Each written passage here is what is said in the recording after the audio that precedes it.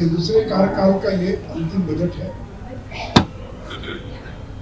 इतना ये जो बजट है इससे बहुत सारी बातें हैं। एक बात हमको ध्यान रखना चाहिए, ध्यान रखनी चाहिए कि किन पृष्ठभूमि में यह बजट पेश है। 2 साल तक कोविड की विभीषिका से देश और पूरी दुनिया जो है वो ग्रस्त है, और कोविड से जैसे उभरे हम लोग तो रूस से यूक्रेन का युद्ध प्रारंभ हो गया। यानी पिछले 3 वर्षों में पूरी दुनिया संकट के दौर से गुजर रही है। इतना बड़ा संकट कि पिछले 100 साल में नहीं आया होगा, इतना बड़ा संकट। अमेरिका जैसा ताकतवर देश 40 वर्षों में ऐसी महंगाई कभी नहीं आई थी जैसी महंगाई अमेरिका में आई है। आपके तो बहुत रिश्तेदार इंग्लैंड के अंदर है। यूरोपीय संघ इसमें 27 देश है और इंग्लैंड, यानी पूरे दुनिया के अंदर 40 साल में जैसी महंगाई नहीं देखी वैसी महंगाई पूरी दुनिया उस संकट के दौर से गुजर गई। और उस दौरान नरेंद्र मोदी जी की सरकार ने महंगाई को नियंत्रित करने का काम किया। हम ये नहीं कहते हैं कि महंगाई नहीं है, महंगाई है, लेकिन ये हमारे हाथ में नहीं है। ये इंपोर्टेड महंगाई है। इंपोर्टेड मतलब आयातित महंगाई।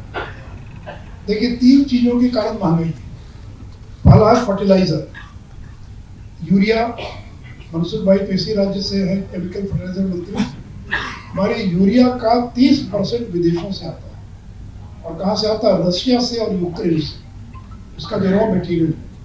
तो जब अंतर्राष्ट्रीय बाजार में यूरिया का रॉ मटेरियल का दाम बढ़ गया, यूरिया का दाम बढ़ गया, तो स्वाभाविक था कि उसका प्रभाव पड़ता। लेकिन हमने किसानों को 266 रुपया ही प्रति बोरा दिया और बाकी की राशि हमने सब्सिडी के रूप में देने का काम किया। लेकिन एक बड़ा कारण फर्टिलाइजर, दूसरा बड़ा कारण तेल। ये कच्चा तेल, 85% कच्चा तेल हम दुनिया से खरीदते हैं। हमारे यहाँ नहीं है, 15% ही हम केवल क्रूड ऑयल पैदा करते हैं। अंतर्राष्ट्रीय बाजार में जब तेल की कीमत 115-120 डॉलर पहुंच गई, अभी भी 90-95 पर रुकी हुई है, तो स्वाभाविक था कि कच्चे तेल के कारण पेट्रोल डीजल के दाम में वृद्धि होती। लेकिन फिर भी 2 बार नरेंद्र मोदी जी की सरकार ने पेट्रोल और डीजल के दाम में कटौती की। और तीसरा फूड का मतलब दाल। हम जो दाल खाते हैं, इस दाल का बड़ा हिस्सा विदेशों से आता है। केन्या, जो गुजरात के लोग केन्या गए वो वहाँ दाल पैदा करते हैं। आज़ादी के 70 साल के बाद भी दाल के उत्पादन में हम आत्मनिर्भर नहीं है। गेहूं और चावल में है, लेकिन दाल हमको विदेशों से मंगानी पड़ती है। ये जो खाने वाला तेल है, एडिबल ऑयल, इसका 40% हम मलेशिया से, इंडोनेशिया से आयात करना पड़ता है। तो जिन चीजों को हमको आयात करने के लिए बाध्य होना पड़ता है, उनका अगर अंतर्राष्ट्रीय बाजार में अगर उसका मूल्य बढ़ेगा तो हम चाहकर भी यहाँ पर मूल्य वृद्धि को रोक नहीं सकते। लेकिन उसके इसलिए 3F बोलते हैं, फ्यूल, फर्टिलाइजर और फूड। और जब यूक्रेन युद्ध के कारण, और यूक्रेन और रशिया बड़े पैमाने पर गेहूं को पूरे दुनिया में निर्यात करता है, भेजता है, और वहाँ जब लड़ाई हुई तो अंतर्राष्ट्रीय बाजार में गेहूं का दाम बढ़ गया, और उसका परिणाम हमारे देश पे भी गेहूं के दाम पर पड़ा। तो तात्पर्य कहने का कि फर्टिलाइजर, फ्यूल और फूड, ये 3F है महंगाई के मुख्य कारण। लेकिन उसके बावजूद हमने महंगाई की दर को नीचे लाया और हमने महंगाई को नियंत्रित करके दिखाया। दुनिया के 50 देशों में आंदोलन हो रहे, हजारों लोग सड़कों पर आ गए। पेट्रोल का दाम 200 रुपये पहुंच गया, डीजल का दाम 150 रुपये पहुंच गया। लेकिन भारत में एक भी आज तक आंदोलन नहीं हुआ।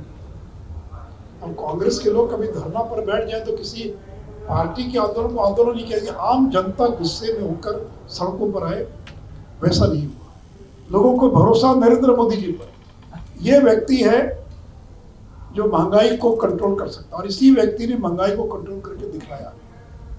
इसलिए सारी कठिनाई के बावजूद जब नोटबंदी हुई, लोग लाइन में खड़े रहे, लेकिन लोगों ने विद्रोह नहीं किया।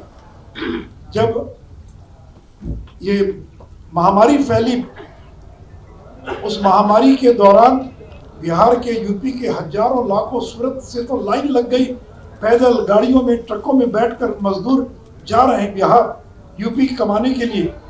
शहर खाली हो गए, लेकिन एक भी जगह कोई पथराव नहीं हुआ, एक भी जगह मजदूरों ने विद्रोह नहीं किया।